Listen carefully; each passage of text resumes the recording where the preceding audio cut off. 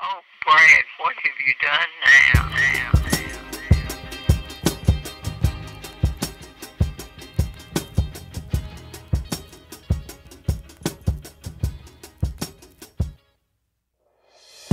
Hello, everybody, and welcome to the Brad Gilmore Show. On demand, amazing episode for you today. I feel like, I'm going to be honest, I feel like we've had a series, a run of pretty good episodes, with Peter Melman, Spike Ferriston, Chingo Bling, John Roca, and others, and now I'm excited. This might be the most excited I've been for an interview to give to the world, because today I have the privilege of interviewing Jason David Frank. Jason David Frank, also known as JDF, was the star of the popular television show in the 1990s, a little show called The Power Rangers. I think we've heard of it. He was the star of The Power Rangers. He played Tommy Oliver, the Green Ranger, and then went on to play the White Ranger. And he was in a multitude of the Power Rangers spin-offs. I think Zeo, Dino Thunder. He was in a multitude of them, but he will always be remembered as the Green Ranger first and foremost. We sat and we talked about MMA. We talked about him and CM Punk. Will that fight ever happen? We talked about his days as the Green Ranger, his days as the White Ranger. So many things. The time he almost got killed at Comic-Con. Someone trying to come after him. So many things. And I have to say this about Jason Frank. This guy, and we talk about it in the interview, but this guy is so giving. And he sat there on the phone with me for about 40 minutes when he didn't even have to. And I really appreciate him for that. And I can't express my gratitude enough for all of my guests. But Jason definitely was an incredible interview, gave me so much more than I had even anticipated. Like I said, we talk about all things. We talk about the Power Rangers movie, stuff he has coming up, a lot of awesome stuff. So I'm not going to bore you too much on this intro. We're going to get right into it. We're going to get into my conversation with Jason David Frank, famously portraying Tommy Oliver in the Power Rangers series, the Green and White Ranger. He needs no introduction, so I'm going to stop while I'm ahead. Y'all check out this interview and enjoy. Jason, how are you doing? I'm doing good. Thanks for having me, buddy. Hey, thanks for coming on. I really appreciate it. You got so much going on. I know you're a very busy guy. When we spoke yesterday, you said you were you were teaching a class. Is that right? Was that over at the Rising Sun School? Yeah, I was actually training with one of my buddies, Mike.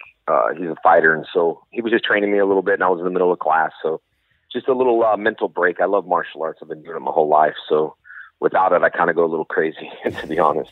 Yeah, it's your release, I would guess. Yeah. It's funny. Mixed martial arts is definitely my favorite sport right now. But so do you teach? What all do you teach over there at the Rising Sun School?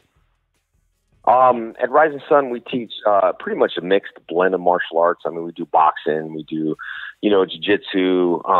We specialize in all the weapons too. So we do like nunchucks, bow staff. I mean, we do a little bit of almost everything, which keeps it more fun, interesting.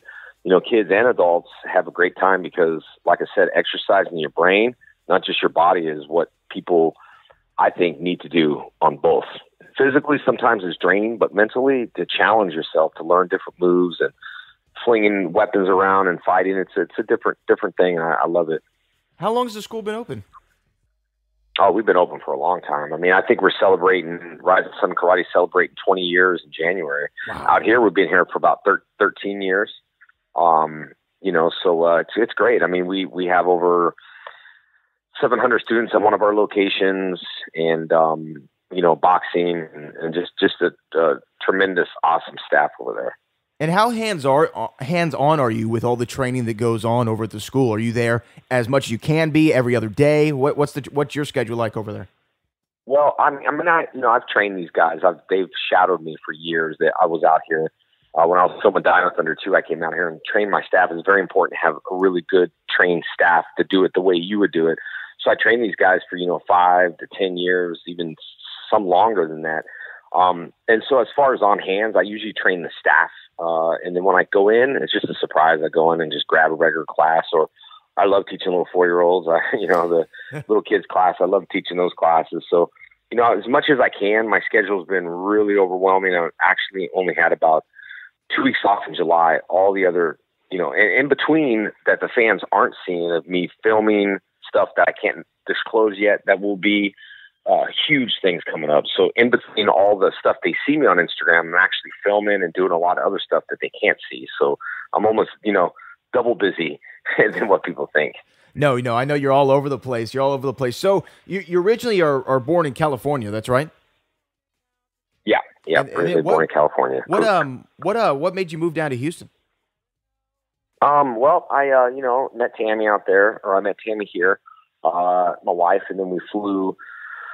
You know, went to LA. She came to LA and ran the Rising Sun Karate in LA, and then my daughter was born, Jenna, and then so I brought, you know, Jenna out here in Texas, close to Tammy's family. So there was a you know, a California family, a Texas family, and to be honest, you know, California is great. I love it, but I kind of left the industry a little while. You know, just the movie industry. I just think that there was a lot of fake people out there. There wasn't a lot of real people, genuine people. Everything seemed to be driven by money and what you can do and how you can benefit them. So I just get really tired of the LA mentality. Moved out here to Houston, and it was great. I mean, you know, 10 years ago when I moved out here, or actually 12, you know, I had a school opened out here, and, you know, students loved it. And then it's funny because I filmed Dino Thunder, and Power Rangers wasn't what it used to be when I was here 10, 12 years ago. Now it's just, you know, blowing up now because of the age. And because of, you know, you can have an old car in the garage and it won't be worth anything until it's a classic. So 20 years is the magic mark for stocks, bonds, cars, television shows, all that stuff. So we just hit it to be a classic. And then Netflix started, you know, taking it off. And then the owner, Chaim Saban, came back to buy the brand back after I worked for Disney on Dino Thunder. And then, you know, he's smart about it. He knows what the fans want. And now here we are. And also social media is one of the things that we necessarily really didn't have when we were doing the show. You know, it was old fashioned meet and greets. I wasn't even really over the phone, to be honest. We did a lot of old fashioned typewriter stuff back 25 years ago.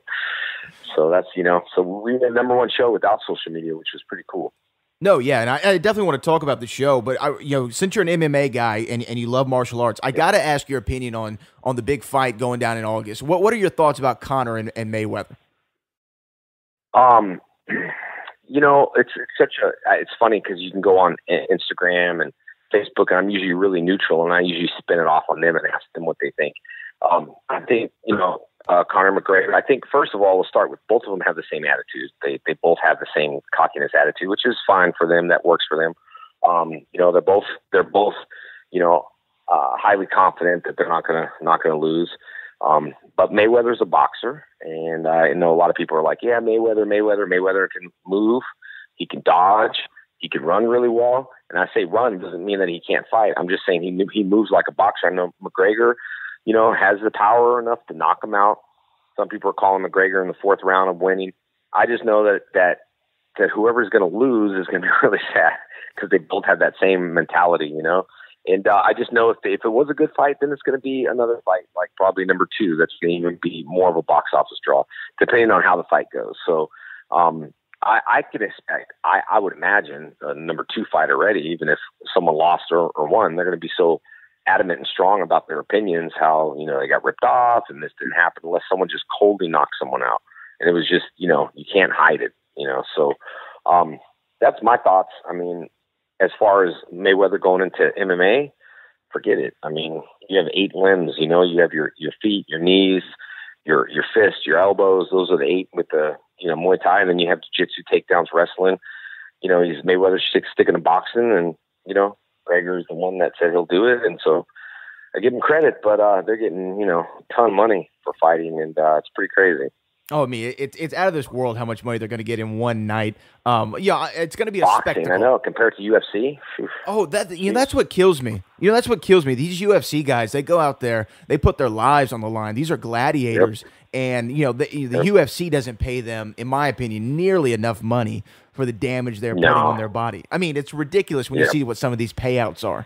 I mean, it's absolutely. Oh, I know. Oh, ridiculous. That's why I think that it was ridiculous with CM Punk getting to pay out of $500,000 in royalties of, you know, I'm sure a percentage of the video games. Like, you know, a lot of my friends, you know, Derek the Black Beast, all my friends, sparring partners are in the UFC now. And a lot of my friends are in that industry. And it's just they work so hard to be entitled to say, hey, I'm a UFC fighter versus just someone coming off the scene and just signing up and no fights, 0-0-0.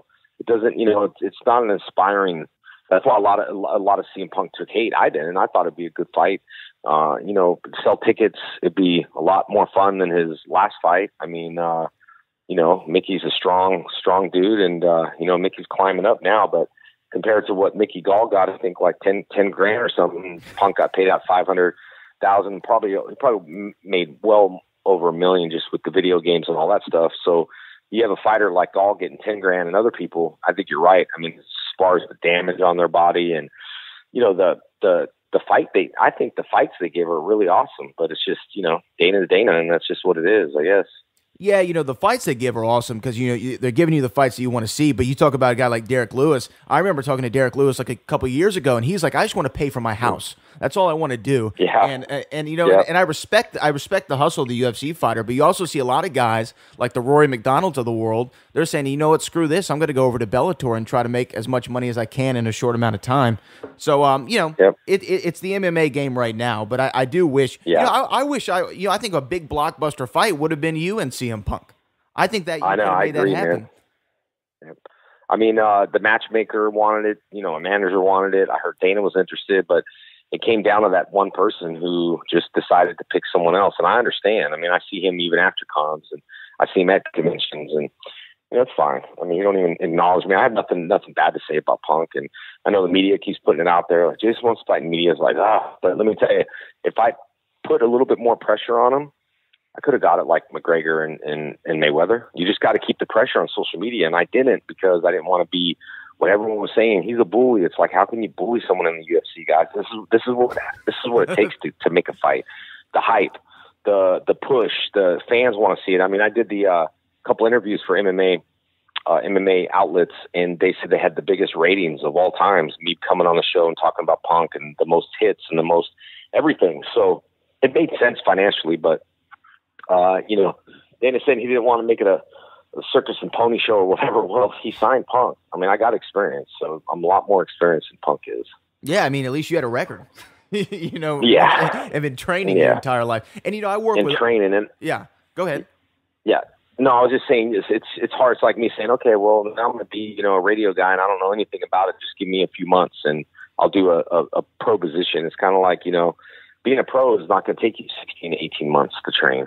And nobody's going to respect the fact that you're just going to come in and now I'm going to do UFC. It's not it's not WWE either. And those guys, I give them credit. I have a lot of friends that do that. They're legit. They do some really hard stuff that I probably couldn't do, but it's a different scene inside the cage than doing WWE, you know? No, and, you know, I work with Booker T here in Houston, you know, WWE Hall of Famer, and Book, when we saw this CM Punk fight, he said, you know, in wrestling, it's a physical sport, obviously, but you're trying to go out there and simulate combat and protect the other guy. In UFC, you're going out there to try to hurt the other guy, and you saw in that fight with Mickey Gall, CM Punk found out real quick that this isn't, you know, sports entertainment.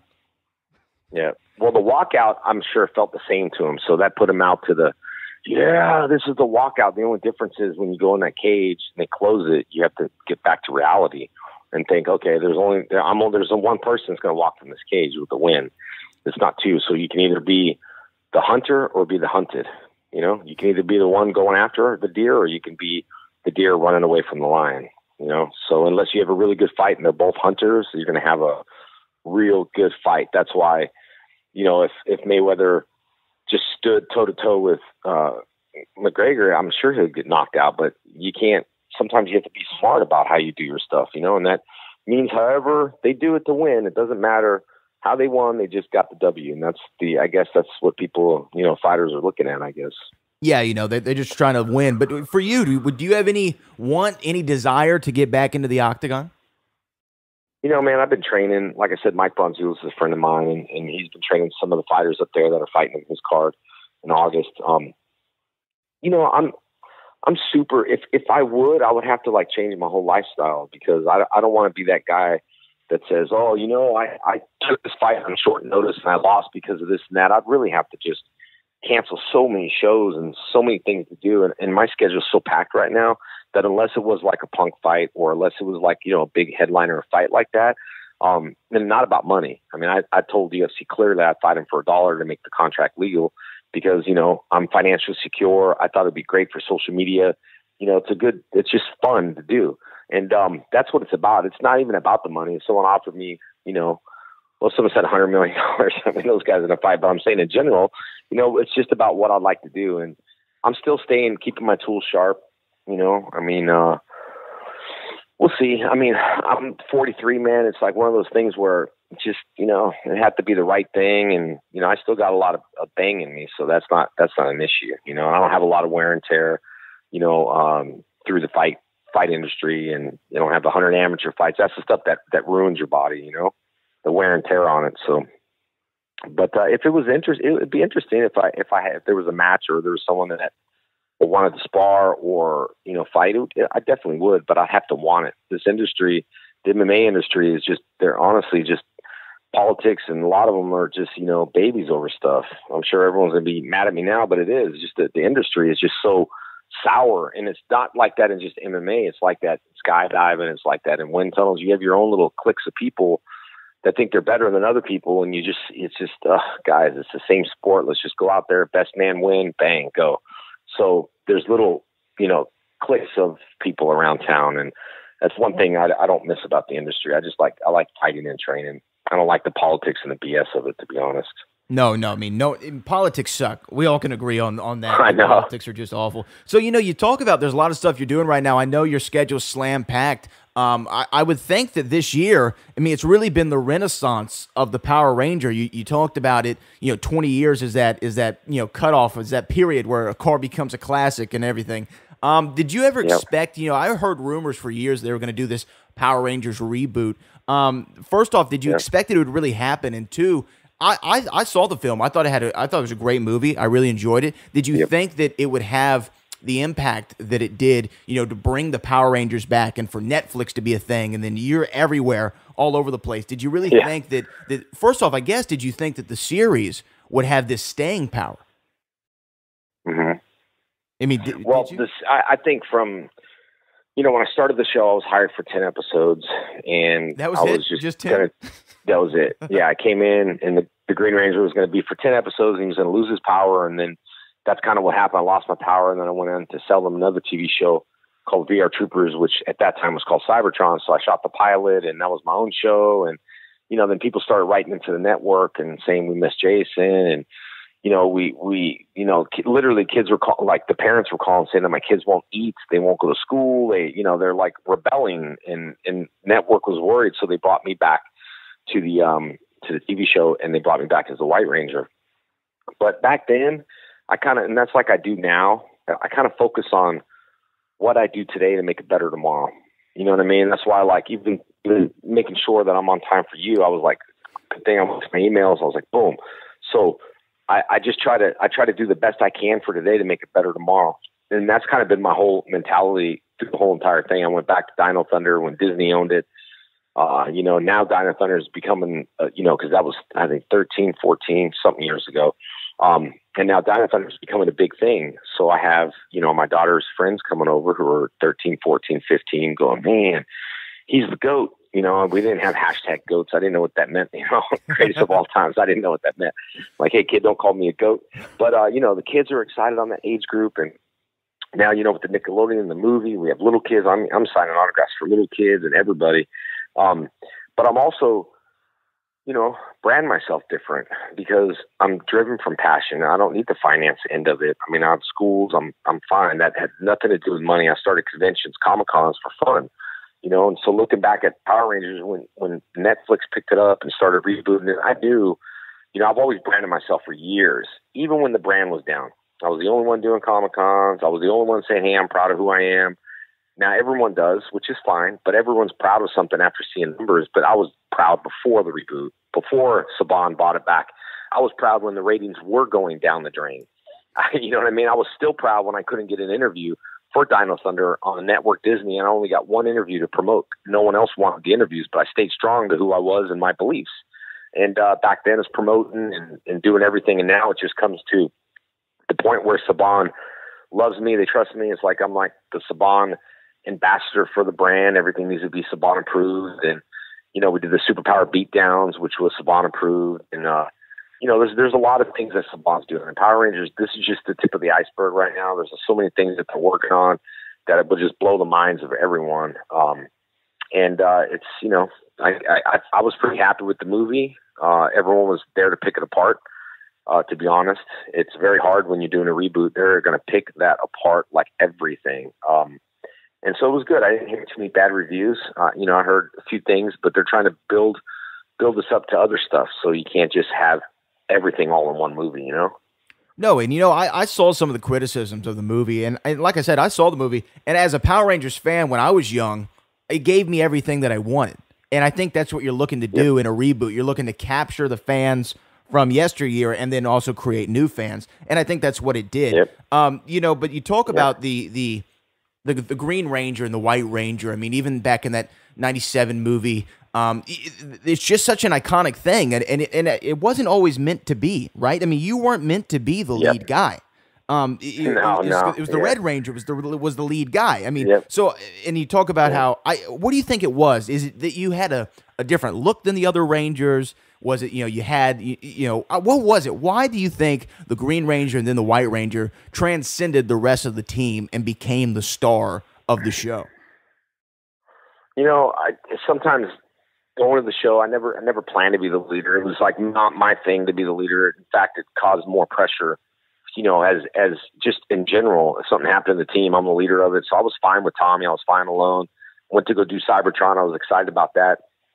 Then, you know, obviously everything falls into place that, you know, kids don't know about is the politics and the money and, you know, and all that stuff started happening. And, you know, 3 of them kind of went on strike and wanted more money. And for me, I was fine. I didn't really care about that. I would have paid them just to do it because that's how much I love acting. I love that stuff. It was like an acting school for all of us.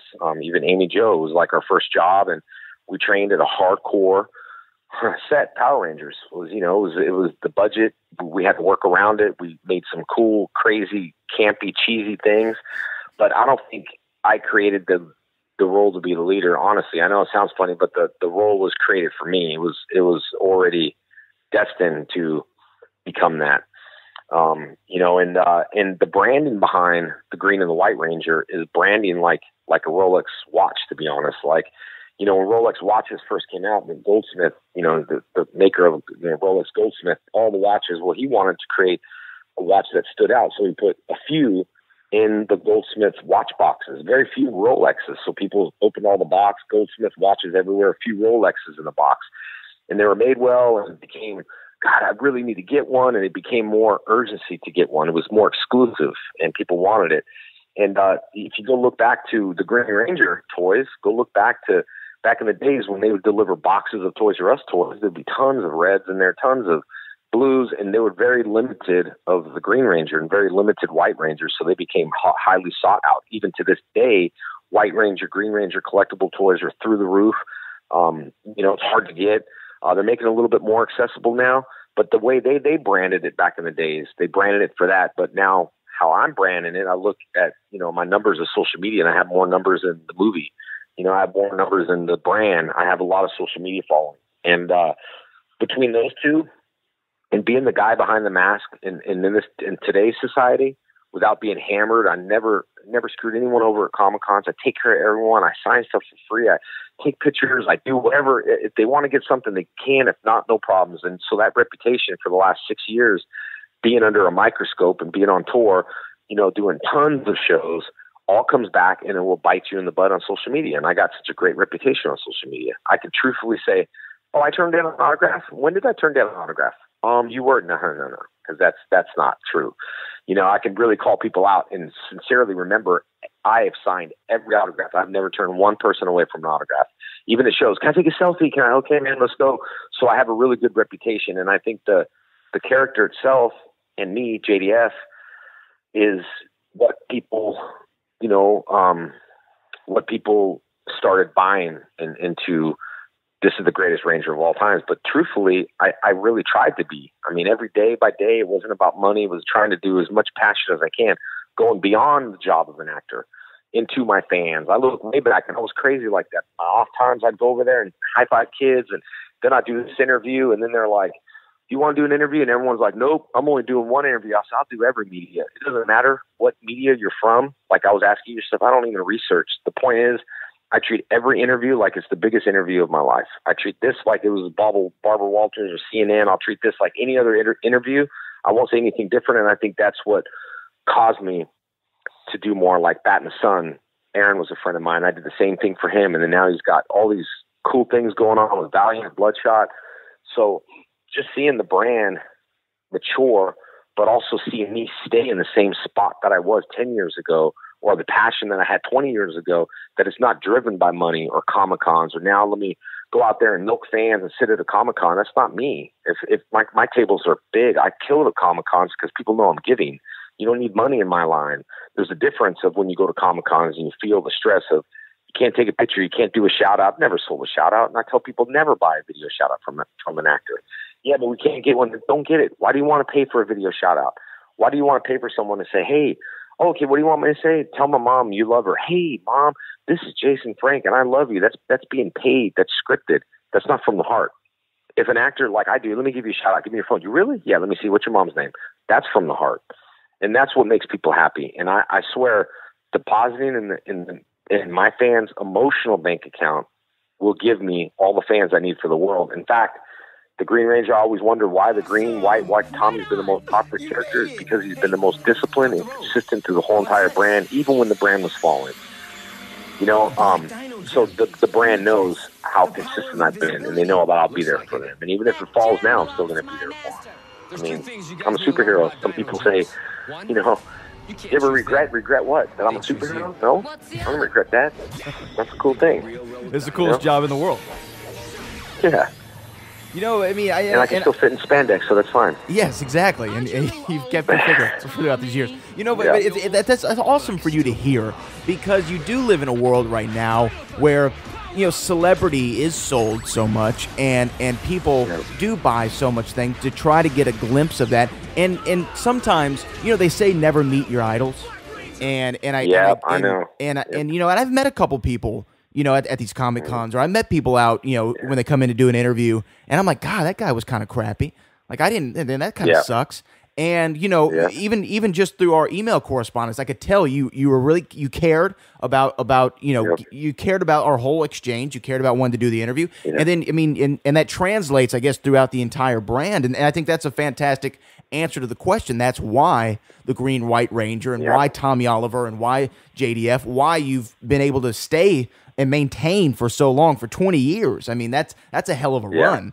You know what I mean? Yeah, you know, we're coming up, I think next year we're coming on the 25th year anniversary. 25 years. So, that's incredible. 25, man. It's been really crazy. But yeah, I think that's, you know, trust me, I've met idols before that I wish I never met.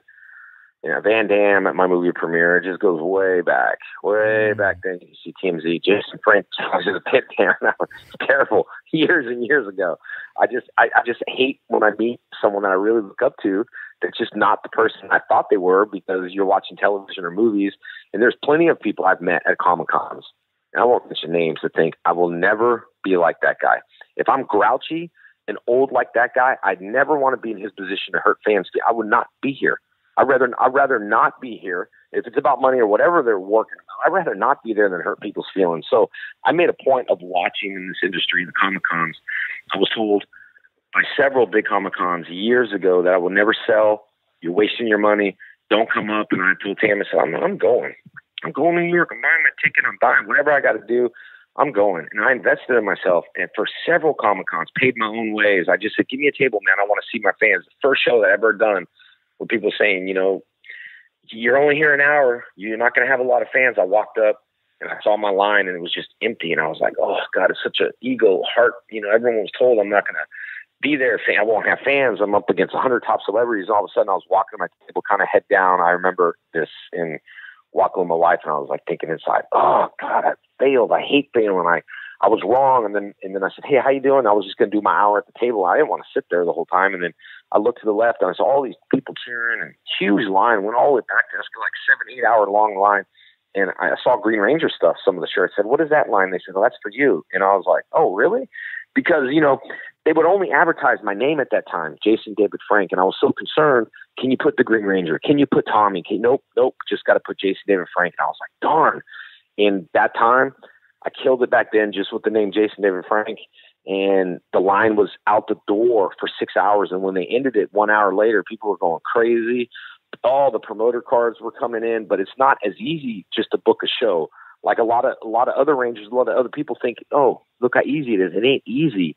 You have to invest. And that means you have to be able to afford to do these Comic-Cons for nothing. That's what you have to do, because you got to go out there and make people happy. And this is what started as a hobby. It never started as a job. And it's becoming so big now that I'm saying it's a hobby. Well, we'll pay you. I don't care. I don't get paid for Comic-Cons. Don't disrespect me like that. But we'll pay you X amount. I don't care. So it puts the power back in my hands, just like it was on the Green Ranger. They want to pay more money. I don't want the money. I want to be in control of my life, and I don't want to feel like I'm sold by someone. If you emailed me and said, hey, I'm going to pay you $500, $1,000, $2,000, $10,000, $20,000 for an interview, I would call you back and say, hey, dude, I'd do that for free, man. No, I want to pay you. I don't want to do it. I don't want to do your interview. How come? I'll give you 20 grand. I don't want to do it. Next thing you know, people are going to think I just did an interview for 20 grand. I'd rather not do it. And that's what I tell people. And I think that's where the sincerity comes. And I've met people before that I wish I never met, but I promise my fans that they're not going to come up to my table. Even during when I was losing my mom. She had cancer at 3 days. I was at the Comic-Con. Not one person can tell what was going on. They knew something was going on because they follow me. I'm sorry to hear about your mom. Phoenix Comic-Con, someone trying to kill me. Not one fan knew that. They knew about the incident, but they won't feel it through my energy. They won't be like, oh, I wish I met JDF on a different day. Every Comic-Con is the same. Losing my mom to cancer, someone trying to kill me, someone this, someone that. Every Comic-Con remains the same because I'm always in charge of my emotions at that time. At that time, I go through a lot of ups and downs, and I struggle with ADD. I deal with all that stuff. But on action time, when I'm on in front of a crowd and I'm there for people at that time, it helps me get through what I need to get through. Like my mom's situation, or sharing stories from other people and hearing the stories that motivate and move me, or hearing one person that says, hey man, thank you for staying here to the last fan. I've been watching you for 2-3 hours in line. You see, that's all people do. So when they're standing in line, they're just watching their hero. They're watching the hero, every face they make, every picture you take, watching the hero give stuff away. They're just like, wow, this is what it's not for the person in front. It's also to show everyone, hey man, this is the way life needs to be. I'm talking to everyone. I'm, communicating. So all the other big celebrities are coming and thinking, who's this guy? To come into the Comic-Con, and now he's got someone that wants to kill him. Why him? I said the same thing. Why not a bigger celebrity, man? There's a lot of big celebrities. You want to just kill someone else, not me? It's because of the social media. I'm social media driven. The guy that wanted to kill me said that he wanted to kill JDF, which means that he was a fan and he is a fan. And something went wrong in his mind. So whatever happened, happened. But it shows you that the branding in my JDF brand is for everyone. And whatever someone tries to do, from saying hi to saying I was the best to trying to kill me, it's all the same energy I get to everyone. It's just how they take it and how they, convert it back to me. That's I remember hearing about those stories, especially the guy trying to kill you. It's just like, but for you to be able to continue with that same energy and that dedication, I have to ask you, where does that come from? Was that something that was instilled in you as a kid? Was that something that you, I think my martial arts, man. Yeah. I think my martial arts, I was talking to a few bodybuilders who do like bodybuilding competition, and they're like, man, you can do this and you could do that. And, and bodybuilding's hard because, not that I'm doing it, but I was just listening to their stories, and you get broken down at being a bodybuilder. There's a lot of stories that are familiar with karate. There's a lot of times I got lip busted, eye stitches. Just get knocked down and get right back up. And I was listening to Joel Osteen today, and he was saying, I kept thinking, I get knocked down and stand back up, get knocked down, stand back up. The only difference is I didn't get knocked out. I just got knocked down. And so for me, the discipline aspect is I can't let things affect me. There's, when I went to the Comic-Con, that whole stuff happened. It just what it was. I found out afterwards. My family's crying. I don't care. Like for me personally. I wish he came up. I'd disarm him, but there's different people around. There's kids. And then for my whole point, and this is honest, every time I've been doing Comic-Con, I kept telling Tammy, everyone, there's a reason why. I feel like God's put me out here on Comic-Cons. I don't know why. I mean, it's overloaded and tons of crowd. And I've been saying for years, something's going to happen at Comic-Cons. There's no rules. There's no mandates. There's no weapon checks. There's nothing. I've seen people coming with guns before, and we're talking a lot of unstable people as well. That I'm unstable as well, but I'm just saying having people run around with weapons is not a good thing. And since that happened at Phoenix, things have changed tremendously in the whole Comic-Con world. Love me or hate me, fans get mad because they can't bring guns now, and they get mad at me. It's not my fault. You know, and people are apologizing. I'm so sorry. It's Comic-Con and our people. Hey, it's not Comic-Con in general. It's the people. It doesn't matter where it's going to be. It could be a sporting event. It could be anywhere. As long as we not checking them, we're going to open the door to that. Now that we can stop them at the door and make sure they don't have weapons, it's because of this incident, it's going to be a lot harder to do.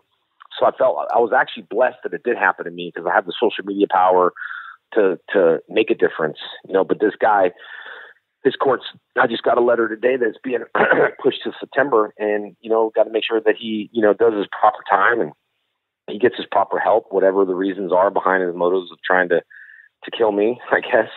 But I'm glad it did happen to me and not other people, because I can handle it. I can handle pressure. I'm the soldier guy where you might see me drop to my knee for a quick seconds and shed a few tears and then go, stand back up. Let's go, grab your gun. Let's fight. It's like, you okay? It's like, yeah, I'm fine. Grab your gun. Let's fight. We don't have food, water. I don't care what we have. We have to make the best of whatever we have. That's just the way it is. And I've been knocked down and standing up my whole entire life, and just dealing with everything, just dealing with losing my brother, just everything has just been knocked down, stand up. You know, Joel explained it as when the hurricanes come, it breaks everything else, but there's a specific palm tree that doesn't break. It just bends. And even though the hurricane looks and thinks that he destroyed everything, when the hurricane stopped, those palm trees stand back up again. You can't blow them down. You can't break palm trees, you know, so certain palms, not all of them.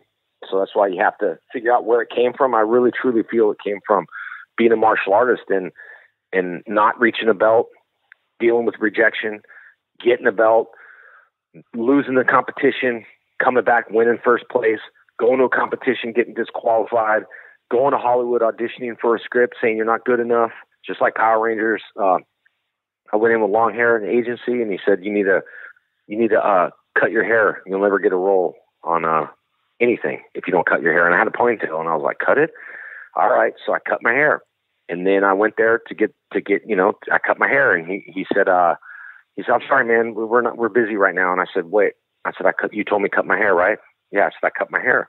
So where's the job? Where's the contract? We don't have a contract. I was so persistent. I just got done telling my dad, if it wasn't for my attitude and the way my dad raised me, I wouldn't have been persistent enough to say, hey, I'm not leaving nowhere until you do what a deal is a deal. And he got so stressed out that he just pulled a random piece of paper that was called Phantoms and said, here, we're even, right? And that happened to be Power Rangers.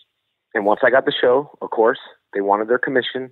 So I went back as an honest guy and said, I'm more than happy to give you your commission for a certain amount of years, even though you didn't want me, but now you want me. And then it just turned into a big lawsuit, and, you know, they want to commission my whole entire life. And I just went in to represent myself. They had big attorneys. I had nobody. I was a kid. I said, I just represent myself, Your Honor. And they showed me everything. And I said, everything is right. This is the story. I stuck to the story. And they went up to submit evidence or whatever, and there were different colored paper.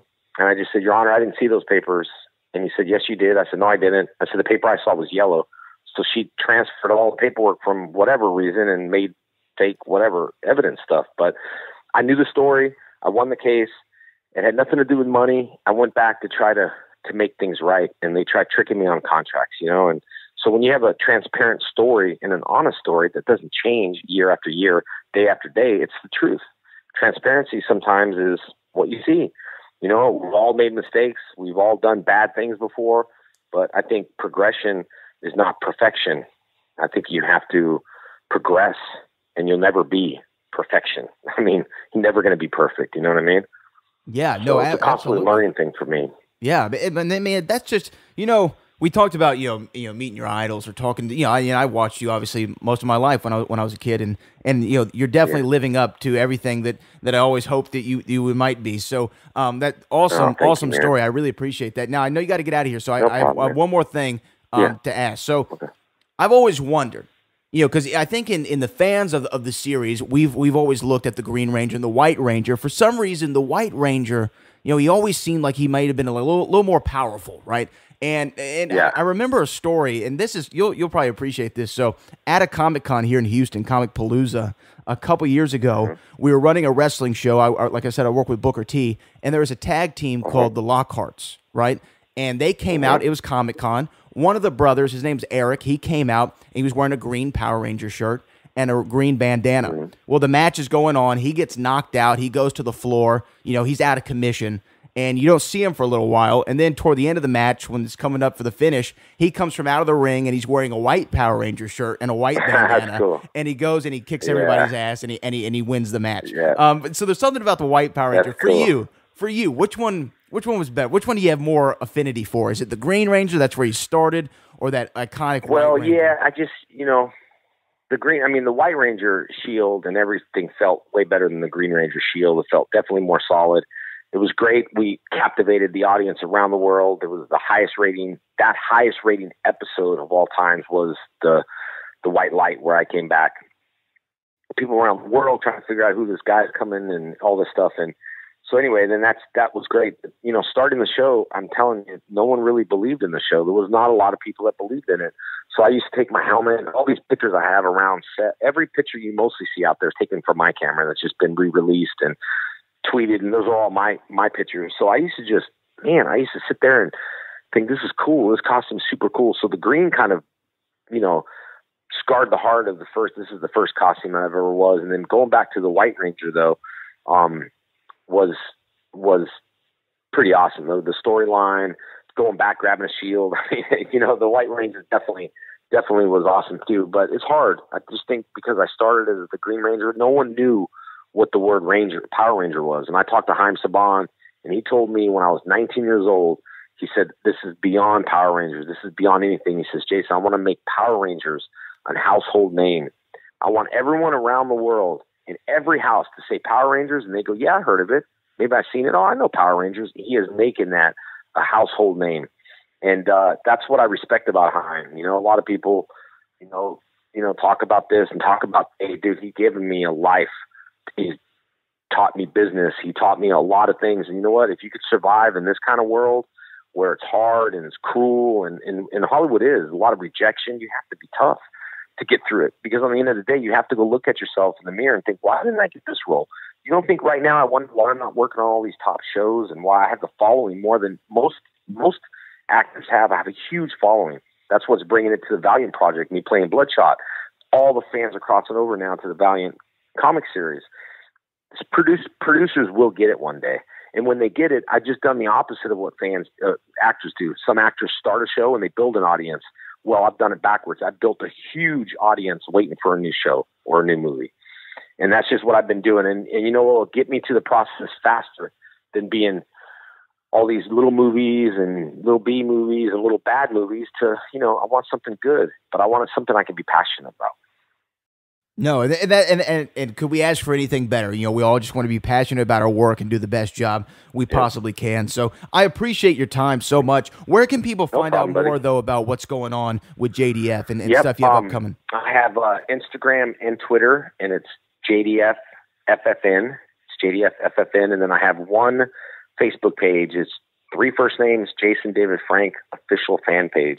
And that's where, I do most of my posting and Comic-Cons and keeping people, included in what I got going on. We have few announcements that are coming up that are non-disclosure agreements that are going to be huge announcements coming up in the next several months and then next year as well. So I'm really excited about a lot of stuff. Well, hey, whenever those announcements come around, make sure you come back and give me a holler. All right. Yeah, for sure, buddy. I appreciate it. Thank you so much. Oh, Brad, what have you done now?